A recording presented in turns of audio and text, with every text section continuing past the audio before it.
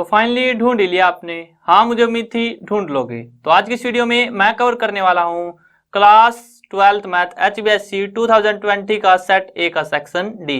मेरा नाम है विजय, आप देख रहे हैं CCL क्लास। तो चलिए शुरू करते हैं क्वेश्चन नंबर 17 से। और जो ये 17 क्वेश्चन है मैट्रिक्स मेथड से में इक्वेशंस को सोल्व करना है, ये आपको जरूर कर लेना है क्योंकि ये 6 मार्क्स का क्वेश्चन है और बहुत ईजी है। और हर जितने भी यानी कि जितने भी HBSC के पेपर हुए हैं सभी में ये 6 नंबर का पूछा गया है। तो देखते हैं कैसे सोल्व करेंगे। हमें 3 इक्वेशन दी हुई है और हमें सोल्व करना है, यानी कि x, y और z की क्या है वैल्यू बतानी है मैट्रिक्स मेथड से। तो हमने मान लिया कि x मैट्रिक्स क्या है, x y z। a matrix क्या होगी, जो x y और z के कोफिशिएंट है 2 3 3 1 -2 1 3 -1 -2। और बी मैट्रिक्स मान ली 5 -4 और 3 की। अब जब भी हमें इस तरह के सोल्व करना हो तो एक जनरल इक्वेशन होती है या फॉर्मूला कह लो कि जो x है वो इक्वल होगा a इनवर्स b के। और a इनवर्स कैसे निकालते हैं, 1 determinant a into adjoint of a। तो यानी कि हमें इनवर्स निकालने के लिए सबसे पहले क्या चाहिए, डिटरमिनेंट a। तो हमने डिटरमिनेंट a निकाला। अगर आपने हमारी डिटरमिनेंट वाली वीडियो नहीं देखी तो जाके देख सकते हो। तो डिटरमिनेंट निकाला, तो डिटरमिनेंट कितना आया इसका, इस इक्वेशन का निकालेंगे a का, तो कितना आया 40। अब चाहिए हमें adjoint a। Adjoint of a क्या होता है, ट्रांसपोज होता है कोफैक्टर मैट्रिक्स का। तो पहले हमने निकाली कोफैक्टर मैट्रिक्स। कोफैक्टर मैट्रिक्स आ गई, a11 5 आया, a12 5, a13 5, a21 3, a22 -13, a23 11, a31 9, a32 1 और a33 -7। उसके बाद देखो ये क्या हमारे पास फर्स्ट रो है, ये सेकंड रो और ये थर्ड रो। तो जो फर्स्ट रो उसको बना दिया फर्स्ट कॉलम, सेकंड रो उसको बना दिया सेकंड कॉलम और थर्ड रो को बना दिया थर्ड कॉलम। रो तो होती है हमारे पास ऐसे और कॉलम होते हैं ऐसे, ये कॉलम और ये रो। तो जो ये थी ये पहले रो थी तो इसको फर्स्ट कॉलम बना दिया हमने। तो ये इसी को बोलते हैं ट्रांसपोज। तो हमने क्या किया, ट्रांसपोज किया तो क्या आया एडजॉइंट a। अब हमें निकालना क्या है x। तो x क्या होगा a inverse into b। Inverse क्या होगा 1 determinant a 1/40 into adjoint of a। और इसकी गुना अगर b से करेंगे तो ये टोटल क्या आ गया x। तो हमने इसको सोल्व किया, देखो 1/40 को बाहर रखा, इसको सोल्व किया, 5 गुना 5 से 25 -4 3 12, 25 में से 12 गया 13 और 9 और 3 9 3 27, 27 और 13 40। तो ये क्या आ गया 40। इसी तरह से इसको सोल्व किया, 5 पंजू 25 13 चौके 52 प्लस के 52 प्लस के 25 और प्लस के 3, 25 और 3 28, 28 और 52 80। उसके बाद इसको सोल्व किया, थर्ड रो फर्स्ट कॉलम 5 पंजू 25 -11 चौक 44, यानी कि 25 प्लस के माइनस के 44 और माइनस के 21। तो क्या है टोटल -40। अब x निकालना है तो x क्या होगा 1/40 इंटू 40 यानी कि 40/40 1, y क्या होगा 80/40 2, z क्या होगा -40/40 -1। तो x y z क्या आ गया 1 2 और -1। अब आपको पता कैसे चलेगा कि जो हमारे आंसर आए वो सही है या नहीं। तो आप इन तीनों इक्वेशंस में से कोई सी में भी रख लो, अगर सेटिस्फाई करेंगे तो यानी कि आपके आंसर सही है, अगर नहीं करेंगे तो आंसर रॉन्ग है, यानी कि आपने कहीं पे कुछ मिस्टेक कर दी है। जैसे हम इसको सेकंड इक्वेशन में रखते हैं x को 1, तो यहाँ पे क्या आएगा 1 -2 2 जा 4 और -1, 1 से 1 कट गया, 1 से -1 कट गया तो क्या आ गया -4 और ये क्या -4, यानी कि जो हमने ये निकाली है वैल्यू ये क्या है सही। तो आई होप आपको क्लियर हो गया होगा। मूव करते हैं नेक्स्ट क्वेश्चन पे। नंबर 18 थी, इसमें देखो 2 ऑप्शन दिए हुए में, तो हम दोनों सोल्व करते हैं। पहला पार्ट है या फिर पहला ऑप्शन है find the area of smaller part of the circle x² + y² = 4 cut off by the line. यानी कि कट ऑफ किया जाता है वो सर्कल किस लाइन द्वारा, x + y = 2, इस लाइन द्वारा क्या है वो सर्कल कट ऑफ किया जाता है। तो पहले देखो आपको क्या करना चाहिए, मेरे हिसाब से आपको पहले डायग्राम बनाना चाहिए, ये 0 0। अब इसका जो सेंटर है या फिर जो रेडियस, सेंटर तो 0 0 होगा और रेडियस क्या होगी r का स्क्वायर होता है, यानी कि रेडियस होगी 2। तो इस तरह से हमारे पास सर्कल बनेगा और ये पॉइंट क्या आएगा 2, 0, इसी तरह से ये पॉइंट, ये पॉइंट, ये पॉइंट, इसको और देख लेते हैं 0,-2। ये आ गया। अब ये लाइन की इक्वेशन कैसे बनाएंगे इस ग्राफ पे, x + y बराबर है 2 के। देखो या तो आप 1 1 रख सकते हो, या 0 2 रख सकते हो, या 2 0 रख सकते हो। बेसिकली आप ये 3 पॉइंट रख सकते हो। तो यहां पे अगर 1 1 रखे, यहां पे 0, ये 2 आएगा सॉरी, तो 0,2 और ये 2,0, यानी कि हमारे पास लाइन की इक्वेशन बनेगी इस तरह से, कुछ ऐसी इक्वेशन बनेगी। ये थोड़ी स्ट्रेट नहीं है लेकिन बनेगी ऐसे, ये बनेगी। तो हमें स्मॉलर पार्ट का एरिया निकालना है, यानी कि हमें ये एरिया बताना है। अब आ गया आपको समझ में कौन सा एरिया निकालना है। अब इस एरिया को निकालेंगे कैसे वो देखते हैं। तो देखो पहले हम इस एक भाग का एरिया निकाल लेते हैं, यानी कि जो ये सर्कल है इसके एक भाग का एरिया।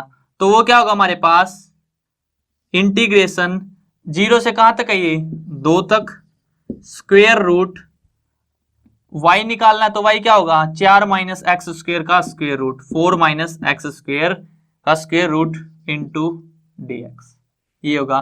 और इसमें से हम क्या सब्सट्रैक्ट करेंगे, इंटीग्रेशन 0 to 2 y क्या होगा 2 - x, तो ये क्या करेंगे हम सब्सट्रैक्ट। बस हमें इसको सोल्व करना है। तो हमारे पास क्या आ जाएगा, एरिया आ जाएगा स्मॉलर पार्ट का। देखो इसका एरिया, इसका जो फॉर्मूला वो आपको पता होना चाहिए, square root x a² - x² dx क्या होता है, x/2 square root a² - x² plus a²/2 sine inverse x/a plus c, ये होता है। यानी कि x/2 square root a² - x² plus a²/2 sine inverse x/a plus c। हमारे पास x/2 square root a² - x² plus a²/2 sine inverse x/a, ये formula होता है। इसको आप यहाँ पे अप्लाई करना, उसके बाद इसको सोल्व करना, और जो टोटल आएगा वो क्या आ जाएगा हमारे पास आंसर। अब देखते हैं इसका और वाला पार्ट। वैसे तो ये इजी है, अगर आप ये करना चाहो तो ये भी कर सकते हो। देखो हमें दिया हुआ है 3 इक्वेशन, 2 इक्वेशन दी हुई बेसिकली, y² बराबर है 4x, x² बराबर है 4y। तो हमें प्रूव करना है कि जो ये इक्वेशन है, ये इक्वेशन है, ये डिवाइड करती है एरिया को 3 इक्वल पार्ट्स में, और एरिया के वर्टिसेस दिए हुए 0 0 4 4, यानी कि हमारे पास जो एरिया बनेगा वो कैसा बनेगा, या फिर फिग बनेगी वो कैसे बनेगी बता देता हूं। ये x0, ये x4, ये y4 और ये y0, यानी कि कुछ इस तरह का बनेगा हमारे पास डायग्राम। अब हमें दिया क्या हुआ है, y² बराबर है 4x, इसको कैसे शो करेंगे या फिर इसको ग्राफ पे कैसे बनाएंगे। तो देखो y² है, यानी कि अगर आप y की कुछ भी वैल्यू रखो, x तो हमेशा क्या आएगा पॉजिटिव आएगा, क्योंकि y का क्या है स्क्वायर।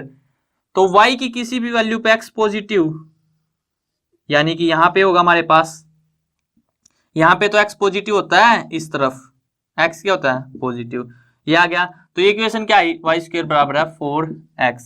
अब x² बराबर है 4y, यानी कि x की किसी भी वैल्यू पे y क्या है पॉजिटिव। देखो ये तो बन गई ऐसे और ये बनेगी ऐसे, यानी कि x की किसी भी वैल्यू पे y क्या है पॉजिटिव, और ये यहां पे कट करेगी a इस पॉइंट पे। तो हमें बेसिकली ये प्रूव करना है कि जो ये फर्स्ट है, ये सेकंड है और ये थर्ड है, ये बराबर है। यानी कि पहले का एरिया ये एरिया, दूसरे का एरिया ये वाला एरिया, और तीसरे का एरिया ये वाला एरिया, ये तीनों अकेले अकेले क्या है बराबर है। यानी कि फर्स्ट बराबर है सेकंड बराबर है थर्ड के, हमें ये प्रूव करना है। अब मैं आपको बता देता हूं, देखो इसको कैसे सोल्व कर सकते हो। सबसे पहले आपको निकालना है I1 का एरिया। तो I1 का एरिया आप कैसे निकालोगे, ये कर्व कौन सी हमारे पास, ये वाली, x की किसी वैल्यू पे y क्या पॉजिटिव, तो ये कर्व है हमारे पास x² बराबर है 4y।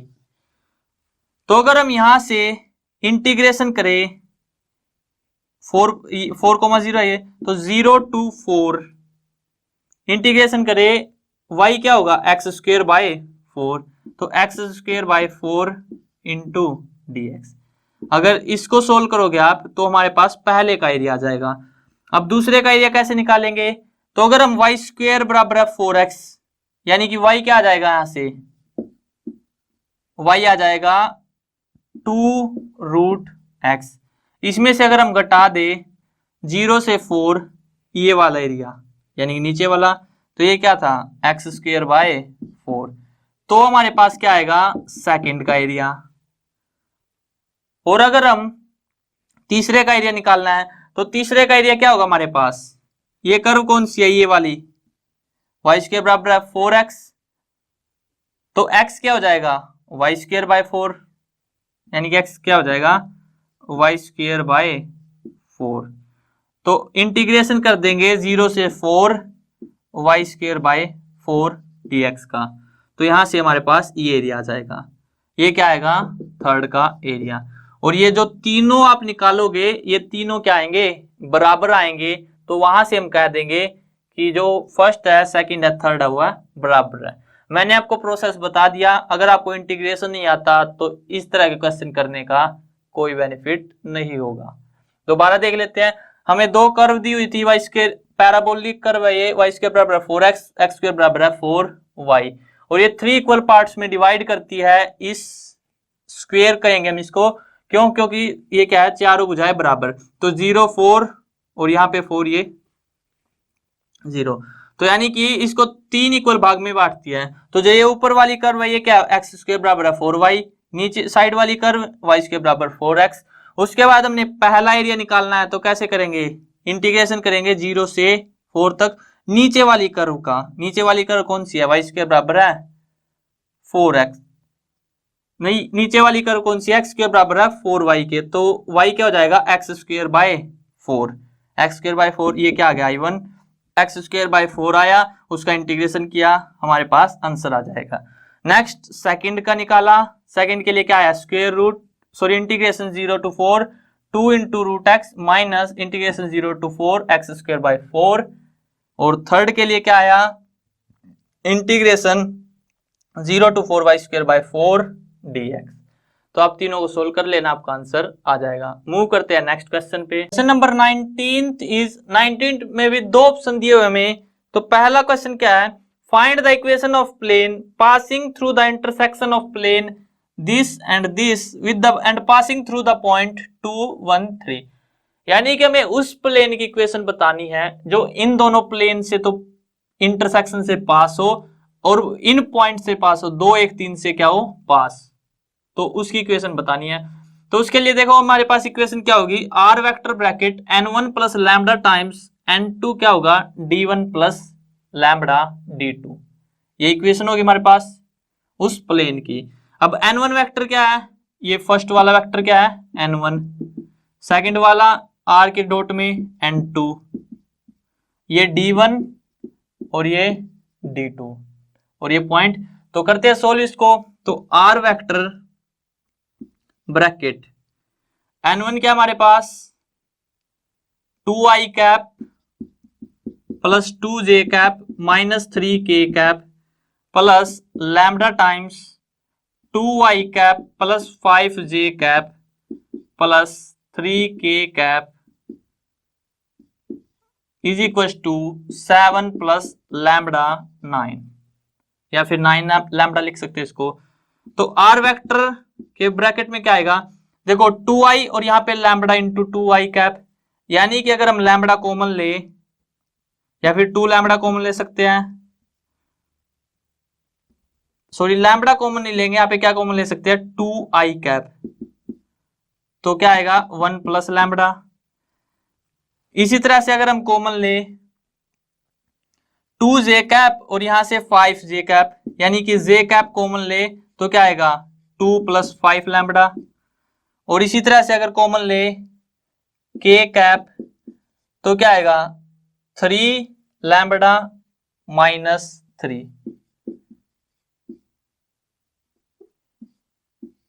और ये किसके बराबर है हमारे पास 7 प्लस 9 लैम्बडा के। इसको 2 को अंदर ले जाते हैं तो 2 प्लस 2 लैम्बडा, ये आ गया हमारे पास। ये आ गई इक्वेशन उस प्लेन की जो पास करेगा इन दोनों के इंटरसेक्शन से और इस पॉइंट से। लेकिन बस अब हमें यहाँ पे लैम्बडा की वैल्यू पुट करनी है। तो लैम्बडा की वैल्यू को सॉल्यूशन कैसे करेंगे वो देखो। आर वेक्टर को मान लेते हैं एक्स आई कैप प्लस वाई जे कैप प्लस जेड के कैप मान सकते हैं। तो अगर यहाँ पे वैल्यू पुट करेंगे तो मल्टीप्लाई होगी, आई डॉट आई क्या होता है 1, आई डॉट जे 0, यानी कि अगर इसको सोल्व करेंगे हम तो क्या आएगा x bracket 2 plus 2 lambda plus y bracket 2 plus 5 lambda plus z bracket 3 lambda minus 3, और ये किसके बराबर आएगा 7 प्लस 9 लैम्बडा के, इसके बराबर आ जाएगा। अब यहां से बस हमें ये वैल्यू पुट करनी है 2, 1 और 3। एक्स की जगह पे 2 रखेंगे तो देखो अगर 2 रखेंगे तो 2 ब्रैकेट 2 प्लस 2 लैम्बडा, वाई की जगह पे 1 plus 1 bracket 2 plus 5 lambda plus Z की जगह पे 3 ब्रैकेट 3 लैम्बडा माइनस 3 और बराबर है 7 प्लस 9 लैम्बडा के। 2 दूनी 4, 2 एकम 2, 4 और 2 6, 6 में से 9 गए, माइनस के 9 है तो कितना आ गया माइनस का 3। 2 दूनी 4 लैम्बडा प्लस 5, सॉरी देखो यहाँ पे 1 है तो 2 दूनी 4 और 2 6 माइनस 9, ठीक है तो माइनस 3। 2 दूनी 4 लैम्बडा प्लस 5 लैम्बडा, 5 और 4 9 लैम्बडा और 9 लैम्बडा 18 लैम्बडा, किसके बराबर है 7 प्लस 9 लैम्बडा के। तो 9 लैम्बडा किसके बराबर आ जाएगा 7 और 3 10, तो लैम्बडा क्या आ गया 10/9। अब बस यहाँ पे इस इक्वेशन में ये इक्वेशन जो है यहाँ पे लैम्बडा की जगह पर रख दो 10/9, तो आपकी इक्वेशन आ गई। दोबारा समझते हैं इस क्वेश्चन को। हमें दिया क्या हुआ था, 2 इक्वेशन दी हुई थी प्लेन की और हमें तीसरे प्लेन की इक्वेशन बतानी थी जो इन दोनों प्लेन के इंटरसेक्शन के क्या है बराबर है, और जो पॉइंट है 2, 1, 3 उससे पास कर रहा है।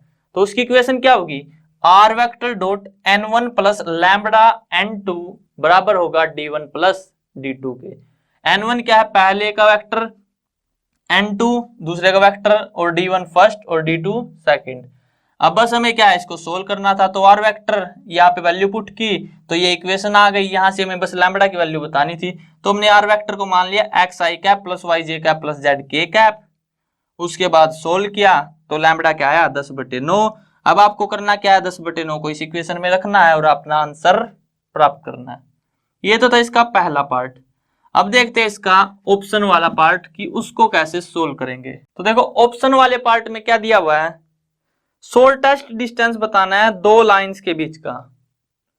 तो 2 लाइन दी हुई हमें, इनके बीच का शॉर्टेस्ट डिस्टेंस बताना है। तो बस अगर आपको ये फॉर्मूला आता है तो ये क्वेश्चन तो बहुत इजी था। फॉर्मूला क्या है कि b1 vector cross b2 vector, ये क्या हमारे पास b1 वेक्टर, ये b2 vector dot a2 vector minus a1 vector, ये a1 वेक्टर ये a2 vector divide bye b1 cross b2 का मैग्नीट्यूड और पूरे का मैग्नीट्यूड, ये क्या आ जाएगा डिस्टेंस। इससे इजी क्वेश्चन हो नहीं सकता अगर आपको ये फॉर्मूला आता है। और एक और बात, अगर पैरेलल लाइन दी हुई हो तो क्या करेंगे, तो यहां पे क्या आ जाएगा बी वेक्टर आ जाएगा, ये क्वेश्चन आने के भी चांस है। B vector cross a2 vector minus a1 vector divide by magnitude b vector और पूरे का मैग्नीट्यूड। अब पैरेलल लाइन कैसे होगी वो देख लो। यहां पे मान लो सेकंड से ही पता चलेगा हमें, b1 वेक्टर दिया हुआ है हमें 2i कैप प्लस जे कैप और b2 वेक्टर दिया हुआ है 4i cap plus 2j cap. यानी कि अगर b1 की गुना कर दे हम किससे 2 से, यानी कि हमें पूरे इस की गुना करनी पड़ेगी 2 से गुना कर दे तो ये आ जाएगा। तो उस तरह से हम पता कर सकते हैं कि ये पैरेलल है या नहीं है। अगर पैरेलल है तो ये फॉर्मूला, और अगर पैरेलल नहीं है जैसे ये दिख रहा है कुछ अगर इसकी मल्टीप्लाई करें क्या ये आ सकता है, या माइनस यहाँ पे प्लस तो नहीं आ सकता, तो इसीलिए पैरेलल नहीं है तो ये फॉर्मूला लगेगा।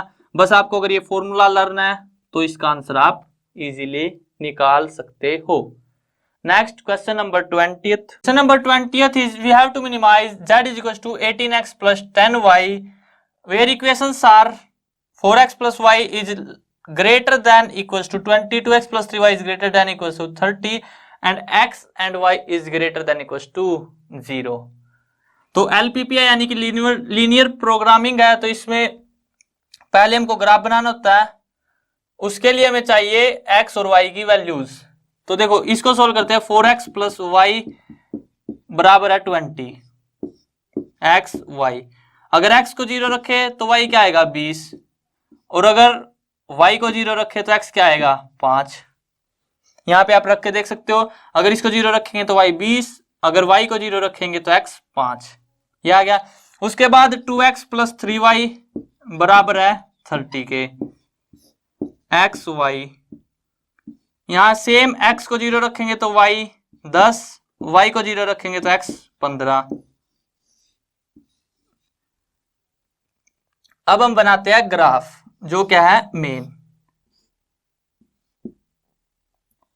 हम मान लेते हैं कि जो एक डब्बा हमारे पास वो है 5 यूनिट का, 5, 10, 15, 20, 25 और इसी तरह से ऊपर 5, 10, 15, 20 तक रखते हैं इसको। अब देखो पहली इक्वेशन क्या है, 4x plus y is greater than equal to 20। तो इसके लिए क्या है 0, 20 यानी कि ये पॉइंट, और 5, 0 यानी कि ये पॉइंट। यानी कि इसकी इक्वेशन कैसे बनेगी हमारे पास, कुछ इस तरह से। ये स्ट्रेट नहीं बनी, लेकिन आप स्ट्रेट बना सकते हो। तो ये इक्वेशन हमारे पास। अब हम चेक करते हैं कि किस तरफ का एरिया कवर करेगी, सेंटर की तरफ या दूर। तो उसके लिए क्या फंड होता है कि आपको 0 रखना होता है। 0 प्लस 0 क्या बड़ा है 20 से, तो आप कहोगे नहीं ये तो छोटा है। तो बात क्या हो गई, गलत बात हो गई। तो यानी कि ये क्या है, बाहर का एरिया कवर करेगा। उसके बाद सेकंड हमारे पास 0, 10 यानी कि ये पॉइंट, और 15, 0 ये पॉइंट। अब अगेन 0 प्लस 0 क्या बड़ा है 30 से, आंसर है 9। तो ये भी क्या करेगा, बाहर का एरिया कवर। तो ये भी बाहर का एरिया, ये भी बाहर का एरिया। उसके बाद x इज ग्रेटर देन 0 यानी कि ऊपर, और y ग्रेटर देन 0 ऊपर। यानी कि हमें क्या है, ये एरिया आ गया हमारे पास इन सभी में कॉमन। ये ओपन एरिया आ गया हमारे पास इन सभी में कॉमन। अब हमें बस ये इंटरसेक्शन पॉइंट निकालना है, और पॉइंट क्या आ गया हमारे पास, कॉर्नर के पॉइंट। तो देखो मैं इसको यहां से रफ कर देता हूं। तो इस इक्वेशन की लाइन है ये, और इसके लिए ये। तो हमारे पास कॉर्नर पॉइंट आए 0,20, एक है ये हमारे पास 15,0, और एक इन दोनों का इंटरसेक्शन पॉइंट। तो इन दोनों का हमें क्या निकालना है, इंटरसेक्शन। तो 4x plus y is equal to 20। अगर इसकी 2 से मल्टीप्लाई करें तो 4x plus 6y is equal to 60। Minus minus ये कैंसल, माइनस 5y बराबर आ गया 40 के। तो y क्या आ गया, -8।